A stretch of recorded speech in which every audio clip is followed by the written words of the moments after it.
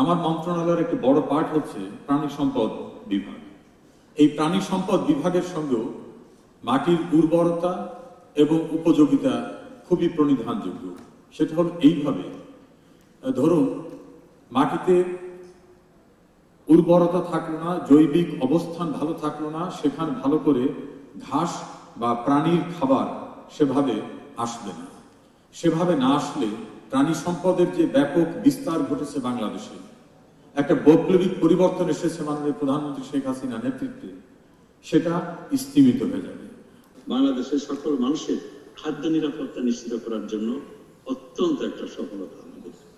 এই সকল লক্ষ্য অর্জনে মৃত্তিকা উন্নয়ন ইনস্টিটিউট, মৃত্তিকা সম্পদ উন্নয়ন ইনস্টিটিউট বিশেষ গুরুত্বপূর্ণ ভূমিকা রেখেছে এবং যে সকল তথ্য তারা উদ্ভাবন করেছে এবং যে সকল তথ্য লিপিবদ্ধ করে গাইড হিসাবে আমাদের যারা মাঠ পর্যায়ের সম্প্রসারণ কর্মী, আমাদের বিজ্ঞানী এবং চাষি সকলের জন্যই খুবই প্রয়োজনীয় এবং আমাদেরকে ফসল উৎপাদনে সবিশেষভাবে সহযোগিতা করছে।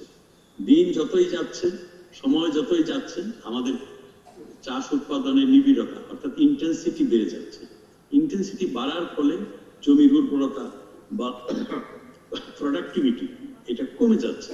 এই প্রোডাক্টিভিটি ধরে রাখতে হলে অর্থাৎ যেটাকে আমরা বলছি সাস্টেনেবল এবং এই যে বায়োডাইভার্সিটিকে প্রোটেক্ট করা, এইগুলো করার জন্য মৃত্তিকা সম্পদ ইনস্টিটিউট বিরাট ভূমিকা রাখতে পারে এবং তাদেরকে রাখতে হবে। এটা আমাদের জন্য বিরাট চ্যালেঞ্জ। এই যে মানুষ জনসংখ্যা বৃদ্ধি পাচ্ছে কোথায় থেকে? অলরেডি 17 কোটি মানুষ, সেই মানুষ থেকে আরো 22 লক্ষ নতুন মুখ আসছে। এদের জন্য দ্বিতীয় চ্যালেঞ্জ আমাদের জন্য বড় সম্পদ হলো একটা দেশে, সে দেশের জমি, ল্যান্ড এবং পানি। এই দুটো সবচেয়ে গুরুত্বপূর্ণ সম্পদ। এই দুটি সম্পদই কিন্তু আস্তে আস্তে বাংলাদেশে কমে যাচ্ছে। জমি কমছে কিভাবে? আমরা একটা নতুন শিল্প কারখানা করছি, নতুন নতুন শহর গড়ে উঠছে, নতুন রাস্তা, অনেক 4 লেন 6 লেন রাস্তা বাড়ছে, বাড়ি ঘর বাড়ছে। যাদের একটু অর্থনৈতিকভাবে যারা সচ্ছল হচ্ছেন তারা নতুন বাড়ি বানাচ্ছেন জমির মধ্যে। কাজে চাষাবাদের জমি ক্রমান্বয়ে কমে যাচ্ছে। এটিও আমাদের জন্য একটা সবচেয়ে বড় চ্যালেঞ্জ। তৃতীয়ত হলো আপনার এই যে জলবায়ুর পরিবর্তন, ক্লাইমেট চেঞ্জ, এটিও আমাদের জন্য একটা ইমার্জিং, এটা একটা নতুন চ্যালেঞ্জ।